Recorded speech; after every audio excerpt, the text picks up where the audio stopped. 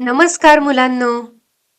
शिवरायांच्या कथा या आपल्या सीझनची आजची 8वी गोष्ट आहे, जिचं नाव आहे सुरतेची लूट.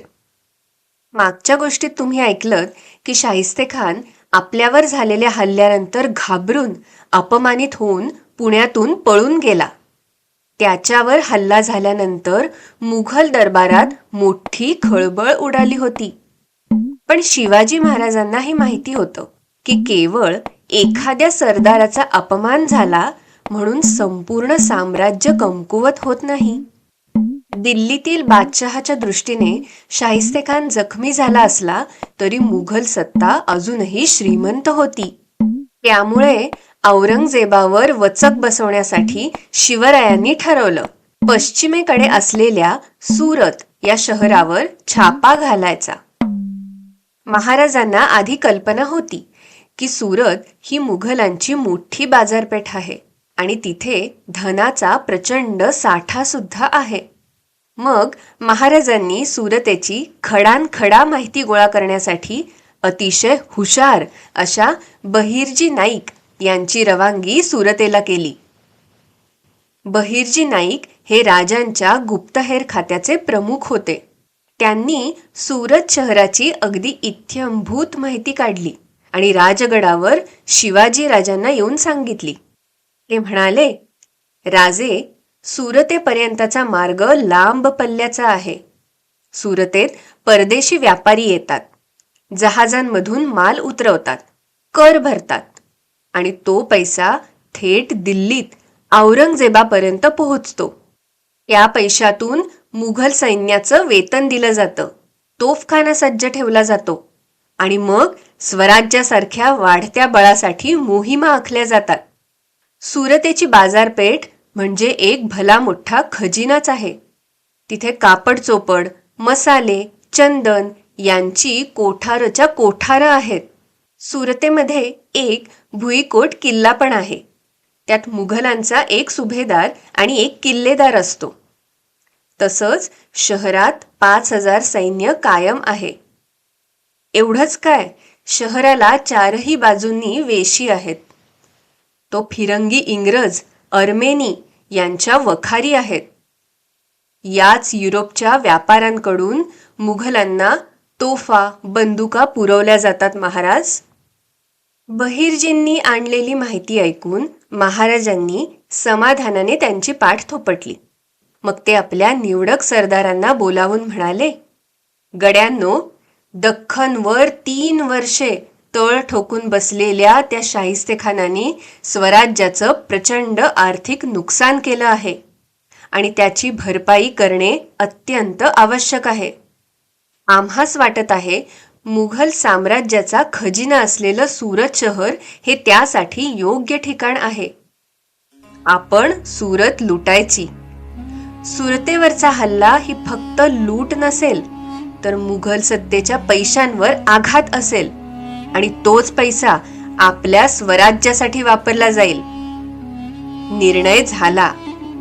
वेळ न दवडता निवडक मावळे घेऊन महाराज 1663च्या डिसेंबर महिन्यात सुरत स्वारीला निघाले. त्यांनी फार मोठं सैन्य घेतलंच नाही, कारण मोठी फौज म्हणजे बातमी पसरायची शक्यता होती. पण येताना सुरतेमधील धन आणण्यासाठी घोडे मात्र बरेच घेतले. महाराजांना वेग आणि गुप्तता हवी होती. आपल्या या मोहिमेविषयी कुणालाही कळू नये म्हणून नाशिक जवळच्या त्र्यंबकेश्वर इथे पोहोचल्यावर महाराजांनी मुद्दामच अफवा पसरवायला सुरुवात केली की आपण ही सगळी फौज घेऊन औरंगाबादेस निघालो आहोत आणि स्वारी करणार आहोत. मग काय, तिकडे औरंगाबादेच्या छावणीतले मुघलांचे सैनिक महाराजांच्या प्रतिकाराला उभे राहिले आणि इकडे महाराज मात्र आपलं सैन्य घेऊन बिनबोभाट पुढे निघून गेले. त्यांनी प्रवास मुद्दामच वेगळ्या वाटांनी केला. मोठे रस्ते टाळले. जंगलातून जाणाऱ्या पायवाटा, डोंगरांच्या कडेला असलेले अरुंद मार्ग वापरले गेले. दिवसा सावलीत थांबायचं आणि रात्री चालायचं अशी आखणी त्यांनी केली होती. वाटेत पाणी, घोड्यांचा चारा, माणसांचा थकवा या सगळ्यांची काळजी घेत महाराज पुढे जात होते. होता होता दिवस उजाडला 5 जानेवारी 1664. शिवाजी महाराजांनी स्वारी शहरापासून थोड्या अंतरावर थांबवली. शहराच्या बाहेर उभे राहून त्यांनी स्वतः आसपासचा परिसर न्याहाळला. तिथे सुद्धा महाराज लोकांना हेच सांगत होते की आम्ही औरंगजेबाचे सरदार आहोत व ही फौज घेऊन पुढे जात आहोत. महाराजांच्या आधीच त्यांचे हेर सुरत शहरात पोहोचले होते. हे हेर व्यापारी, मजूर, हमाल किंवा यात्रेकरू अशा वेगवेगळ्या रूपात सुरतमध्ये वावरत होते. कुणी बंदरावरून येणाऱ्या जाणाऱ्या जहाजांची माहिती घेत होता, कुणी बाजारात फिरून लोकांचे बोलणे ऐकत होता, तर कुणी मुघल अधिकाऱ्यांच्या हालचालींवर लक्ष ठेवत होता. संध्याकाळ होताच हे हेर एक एक करून महाराजांपर्यंत येऊ लागले आणि आपली बातमी पोहोचवू लागले. मराठ्यांची स्वारी सुरतच्या अगदी तोंडावर आली आहे ही बातमी सुरतचा मुघल सुभेदार इनायत खान याच्यापर्यंत पोहोचली. सुरुवातीला तर त्याने ती बातमी एक अफवा आहे असं समजून उडवून लावली. जोरात हसून तो म्हणाला, वो सिवा तो औरंगाबाद को गया है, वहां से यहाँ कैसे आ सकता है. पण जसजशी त्याच्या हेरांकडून बातमी येऊ लागली तसतशी त्याची चिंता वाढत गेली. पहिल्या काही तासातच शहरात नुसता गोंधळ निर्माण झाला. काही इंग्रज आणि काही डच अधिकारी परिस्थिती समजून घेण्याचा प्रयत्न करत होते. त्यांनी मात्र स्वरक्षणासाठी जाम बंदोबस्त सुरू केला. महाराजांनी विचार केला की जर बोलून प्रश्न सुटत असेल तर अनावश्यक वेळ आणि संघर्ष टाळायला हवा. लूट करण्याची गरजच भासणार नाही. मग महाराजांनी इनायत खानाकडे प्रस्ताव पाठवला. इनायत खान, आम्ही शिवाजी राजे भोसले सुरतच्या वेशीवर येऊन ठाकलो आहोत. शहरातील ठराविक रक्कम आम्हाला सावकारांनी, व्यापाऱ्यांनी खंडणी म्हणून द्यावी. आम्ही इथून लगेच निघून जाऊ. अन्यथा होणाऱ्या नुकसानाला तयार राहावे. महाराजांकडून हा निरोप मिळाल्यावर इनायत खानने विचार केला, आपण या भक्कम किल्ल्याच्या बळावर वेळ काढू शकतो. तो सिवा आणि त्याचे मराठे थकून परत जातील.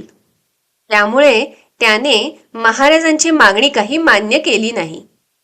इनायत खानच्या वकिलाकडून उर्मटपणे नकार आल्यानंतर शिवाजी महाराज आपल्या मावळ्यांना म्हणाले, आता थांबायचे नाही. जे ठरवले आहे ते पूर्ण करू. आधी त्या वकिलालाच कैद करा. सिवाने आपल्या वकिलालाच कैद केलं असून तो स्वतः फौजेसह सुरतेवर चालून येतोय हे समजल्यावर मात्र इनायत खान घाबरला. व्यापारी घाबरून गेले. सगळीकडे नुसता गोंधळ उडाला. तो लगोलग आपल्या कुटुंबासह आणि काही श्रीमंत व्यापाऱ्यांसह सुरतमध्ये असलेल्या एकमेव किल्ल्यात आश्रयाला गेला. शहराचा सुभेदारच स्वतः किल्ल्यात जाऊन बसल्यामुळे सुरतमध्ये मुघल प्रशासन जवळजवळ पांगले. हल्ला झाला तर तिथल्या मुघल सैनिकांनी काय करायचं, याचा कोण आदेश देणार, याची जबाबदारी कोण घेणार हेच कुणाला कळलं नाही. इनायत खान किल्ल्यात भिवून बसला आहे याची माहिती शिवाजी महाराजांपर्यंत पोहोचलीच होती. शिवरायांनी ठरवलं की व्यापाऱ्यांची कोठारं असलेले भाग आणि श्रीमंत वाड्यांचे परिसर हेच आपलं मुख्य लक्ष असेल आणि सामान्य वस्ती आणि गर्दीच्या भागांपासून दूर राहायचं.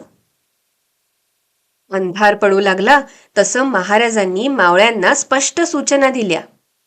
शहरात कुठून शिरायचं, कुठल्या भागात आधी पोहोचायचं, कुठे माणसे कमी असतील याविषयी सजग केलं. शिवराय त्यांना म्हणाले, कोणीही गोंधळ घालायचा नाही. आपापले काम ठरलेल्या जागी करायचे. लक्षात ठेवा, बायका, मुले, इतर सामान्य लोक यांच्या केसालाही धक्का बसता कामा नये. चला. शिवाजी महाराजांचा इशारा मिळताच 6 जानेवारीला स्वराज्याचे मावळे सुरतमध्ये शिरले. मावळे लहान लहान तुकड्यात विभागले होते. महाराजांनी प्रत्येक तुकडीला आधीच ठरवून दिलं होतं की कुठल्या दिशेला जाऊन काय काम करायचं. शिवरायांचं सर्व हालचालींवर बारीक लक्ष होतं. पहिल्या काही क्षणातच सगळ्यांना हे कळलं की सुरत शहर पूर्णपणे तयार नाहीये. आपण असे आलो तरी कुठेही रणशिंगे, तोफांचे बार किंवा सैन्याची हालचालच दिसत नाहीये. काही पहारेकरी बाहेर आहेत, पण त्यांची संख्या खूपच कमी आहे. मराठ्यांच्या तुकड्या थेट व्यापाऱ्यांच्या कोठारांकडे वळल्या. तिथे भरपूर माल साठवलेला होता. काय नव्हतं तिथे. कापडांचे गठ्ठे, धातूंची भांडी, सोन्या चांदीचे, हिऱ्यांचे साठे. काही घरांमधल्या व्यापाऱ्यांनी जेव्हा हे बघितलं तेव्हा ते अतिशय घाबरले. महाराजांनी सगळ्यांना सांगितलं, शांत रहा, कुणालाही इजा होणार नाही. दरम्यान दुसरी तुकडी श्रीमंत वाड्यांच्या भागात पोहोचली. मराठ्यांनी त्यांची संपत्ती ताब्यात घेतली आणि ते पुढे सरकले. मराठे संपत्ती एकत्र करून ती पोत्यांमध्ये भरून भराभर घोड्यांवर लादत होते. सुरतेची ही स्वारी काही एका रात्रीत संपली नाही. ती पूर्ण 3 दिवस चालली. पहिल्या दिवशी मुख्य व्यापारी भाग, दुसऱ्या दिवशी अधिक समृद्ध भाग आणि परदेशी व्यापाऱ्यांची गोदामं, आणि तिसऱ्या दिवशी उरलेली ठिकाणं. तसंच इतरत्र लपवलेला माल सुद्धा मराठ्यांनी शोधून गोळा केला. इकडे लपून बसलेल्या इनायत खानाने महाराजांकडे आपला एक वकील वाटाघाटींसाठी पाठवला. पण शिवरायांना इनायत खानाने घातलेल्या अटी काही मान्य झाल्या नाहीत. एकतर लपून बसायचं आणि वर आम्हालाच अटी घालायच्या. महाराजांनी त्याला साफ धुडकावून लावलं. दुसरीकडे राजांच्या मावळ्यांनी वेग, नियोजन आणि शिस्त यांच्या जोरावर त्यांचं उद्दिष्ट पूर्ण केलं. मग राजे आपल्या मावळ्यांना म्हणाले, चला, माघारीची तयारी करा. आता जास्ती वेळ इथे घालवून उपयोगाचा नाही. शिवरायांना माहिती होतं की वेळ जास्ती गेला तर मुघल सैन्य एकत्र येऊ शकतं आणि मग मात्र आपल्याला इथून हलणं कठीण होईल. मग सुमारे 10 जानेवारी 1664 रोजी जमा केलेली संपत्ती व्यवस्थित विभागून घोड्यांवर लादून मराठे स्वराज्यात परत निघाले, अगदी सावधपणे. मुघल पाठलागाची शक्यता लक्षात घेऊन स्वारीने वाटा बदलल्या. पण कोणताही मोठा संघर्ष न होता स्वारी पुन्हा स्वराज्याच्या हद्दीत परतली. सुरतमधली भली मोठी संपत्ती मराठ्यांच्या ताब्यात आली. महाराजांनी ती संपत्ती नंतर सिंधुदुर्ग या समुद्री किल्ल्याच्या बांधकामासाठी वापरली. इतर किल्ल्यांची दुरुस्ती केली गेली, शस्त्रसाठा वाढवला. पण त्याहून महत्वाचं म्हणजे या लुटीने मुघल सत्तेचा आत्मविश्वास ढासळला. दिल्लीपर्यंत ही बातमी गेली की शिवाजी महाराज इतक्या दूर जाऊन मुघल साम्राज्याच्या खजिन्यावर हात ठेवू शकतात. याचा अर्थ असा होता की आता मुघल त्यांना हलकं समजणार नाहीत. शिवाजी महाराजांनी मुघल सत्तेला हा स्पष्ट इशाराच दिला होता की स्वराज्य आता एक साम्राज्य म्हणून उभं राहत आहे. पण यामुळे औरंगजेब बादशहा मात्र भयंकर चिडला. त्याने आपल्या एका बलाढ्य सेनापतीला शिवरायांवर धाडलं. कोण होता तो सेनापती? ऐकूया पुढच्या भागात. तोपर्यंत ऐकत रहा छोट्यांच्या गोष्टी बाय पूजा अँड प्राची. अच्छा,